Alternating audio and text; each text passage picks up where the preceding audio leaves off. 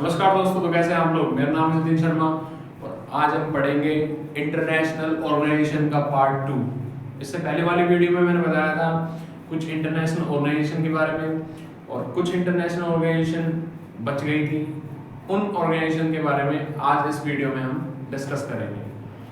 और आइए स्टार्ट करते हैं। और अगर आपको ये वीडियो अच्छी लगे तो लाइक शेयर और सब्सक्राइब जरूर करना और मिलते हैं नेक्स्ट वीडियो में, नहीं इसी वीडियो में। आइए स्टार्ट करते हैं। तो जो हमारी अगली ऑर्गेनाइजेशन है वो है IAEA। IAEA इसकी फुल फॉर्म क्या होती है? International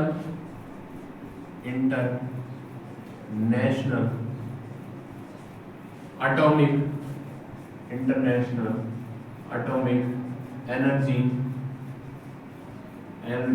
agency. International atomic energy agency. इसका हेडक्वार्टर कहाँ है? इसका हेडक्वार्टर है वियना, ऑस्ट्रिया के अंदर। कहाँ है इसका हेडक्वार्टर? वियना, ऑस्ट्रिया के अंदर। और इसका जो ईयर ऑफ एस्टेब्लिशमेंट है, यानी कि इसकी स्टार्टिंग कब हुई थी? इसकी स्टार्टिंग हुई थी 1957 के अंदर, 1957 के अंदर। तो IAEA यानी कि international atomic energy agency, headquarter है वियना, ऑस्ट्रिया के अंदर। और ईयर यानी कि स्टार्टिंग कब हुई थी? 1957 यानी कि 1957 के अंदर। अगली जो हमारी ऑर्गेनाइजेशन है वो है WMO।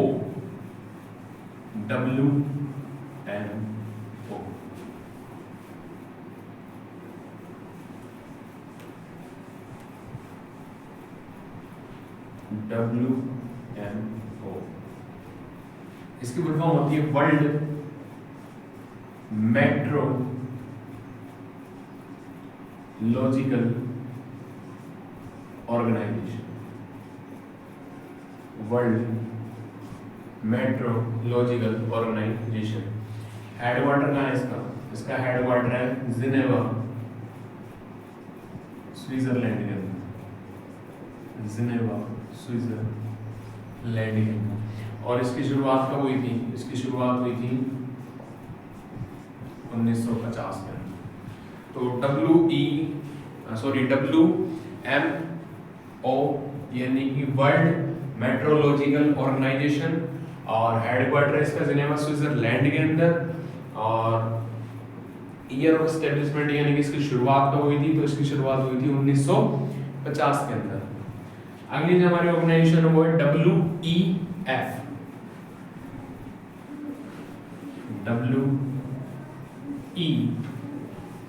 WEF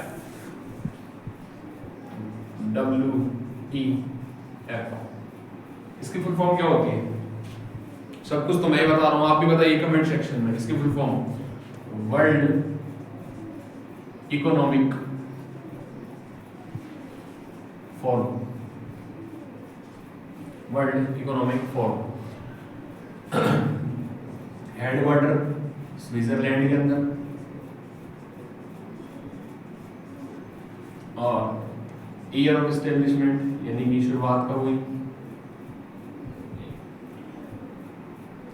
शुरुआत कब हुई इसकी? 1971 के अंदर। तो WEF की फुल फॉर्म क्या है? World economic forum. और हेडक्वार्टर इसका स्विट्जरलैंड के अंदर। और इसकी शुरुआत कब हुई है? 1971 के अंदर। अगली जो ऑर्गेनाइजेशन है वो है यूनिसेफ, जिसकी अभी फिलहाल जो ब्रांड एम्बेसडर हैं वो हैं आपकी चहेती करीना कपूर खान जी। तो यूनिसेफ फुल फॉर्म क्या होती है? यूनाइटेड नेशन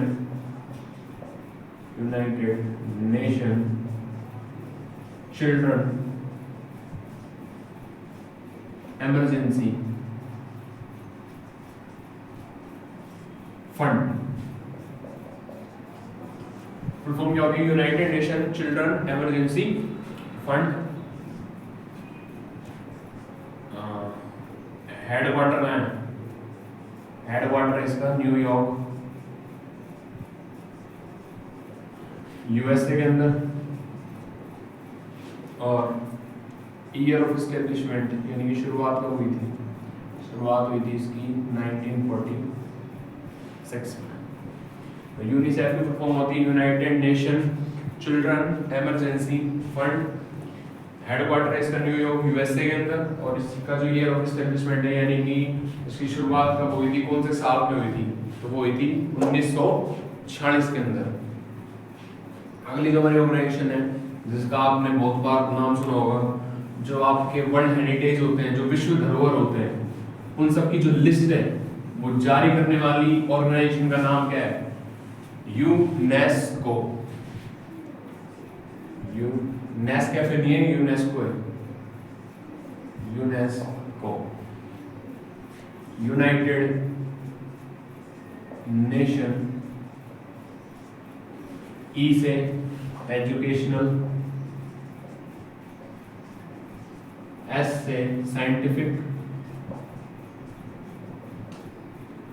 और सीओ से एंड कल्चरल ऑर्गेनाइजेशन।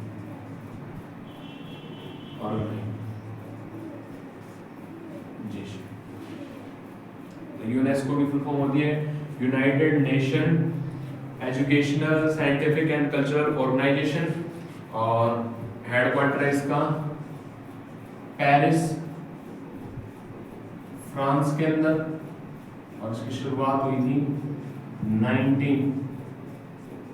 1945 में।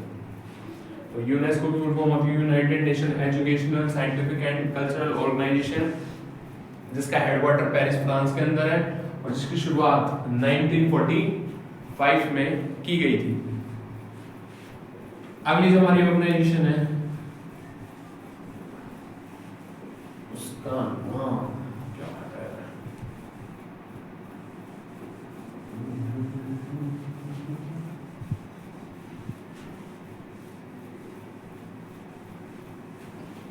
अगली जो हमारी ऑर्गेनाइजेशन है उसका नाम है आसियान, है ना, ये मेरा आशियाना है, आसियान।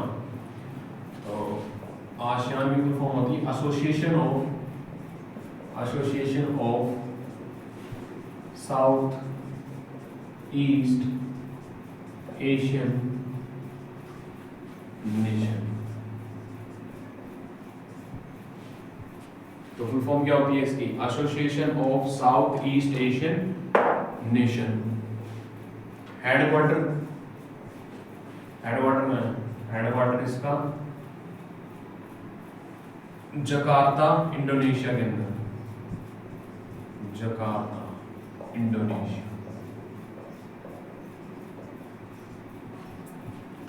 और ईयर साल इसका 1967। तो आसियान की फुल फॉर्म होती है association of south east Asian nation. Headquarter इसका जकार्ता इंडोनेशिया के अंदर है जो, और शुरुआत कब हुई थी इसकी 1967 के अंदर, यानी कि 1967 के अंदर इसकी क्या हुई थी, शुरुआत हुई थी। ठीक, अगला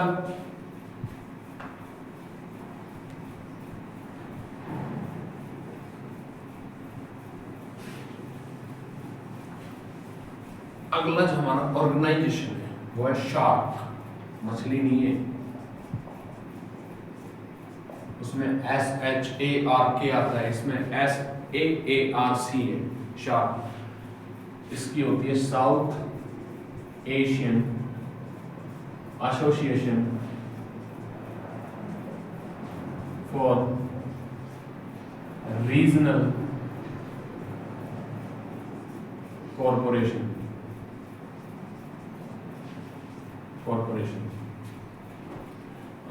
हेडक्वार्टर इसका नेपाल पहले आ गया, काठमांडू नेपाल। और ईयर ऑफ एस्टेब्लिशमेंट यानी कि शुरुआत कब हुई, शुरुआत हुई इसकी 1985 में। तो शार्क की फुल फॉर्म होती है south Asian association for regional corporation, headquarter इसका काठमांडू नेपाल के अंदर, और ईयर ऑफ एस्टेब्लिशमेंट यानी कि शुरुआत कब हुई इसकी 1985 के अंदर। अगली जो हमारी ऑर्गेनाइजेशन है वो है बिम्स्टेक। बिम्स्टेक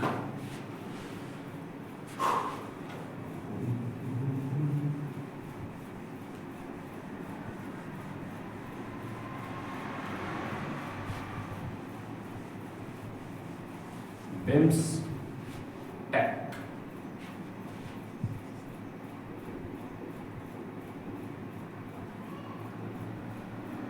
गलत लिख दिया बाबू भैया। बिम्स्टेक, बिम्स्टेक की फुल फॉर्म होती है bay of Bengal, bay of Bengal initiative, initiative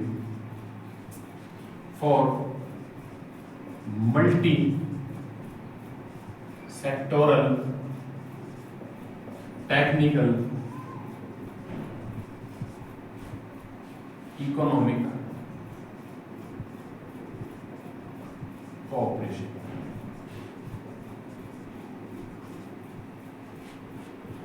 तो बिम्स्टेक की फुल फॉर्म होती है bay of Bengal initiative for multi sectoral technical economic corporation. Headquarter कहाँ है इसका? हेडक्वार्टर तो मैं भी भूल गया। हेडक्वार्टर कहाँ है इसका? इसका हेडक्वार्टर है ढाका, बांग्लादेश के अंदर, ढाका बांग्लादेश के अंदर। और इसका जो ईयर ऑफ एस्टेब्लिशमेंट है, शुरुआत कब हुई थी इसकी? इसकी शुरुआत हुई थी 1997। तो बिम्स्टेक की फुल फॉर्म है bay of Bengal initiative multi sectoral technical economic cooperation. Headquarter इसका ढाका बांग्लादेश के अंदर है, और ईयर ऑफ एस्टेब्लिशमेंट यानी कि शुरुआत कब हुई इसकी? इसकी शुरुआत हुई थी 1997 में, यानी कि 1997 के अंदर। अगली जो हमारी ऑर्गेनाइजेशन है वो है SCO। कौन सी है? SCO।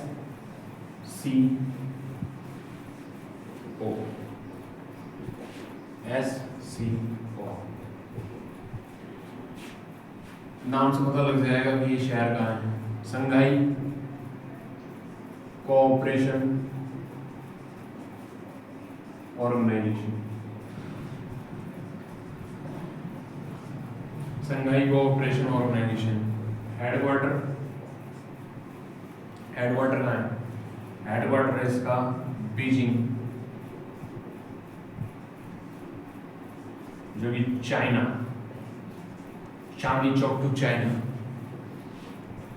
ईयर स्टार्टिंग हुई इसकी 2001 में इसकी क्या हुई स्टार्टिंग हुई।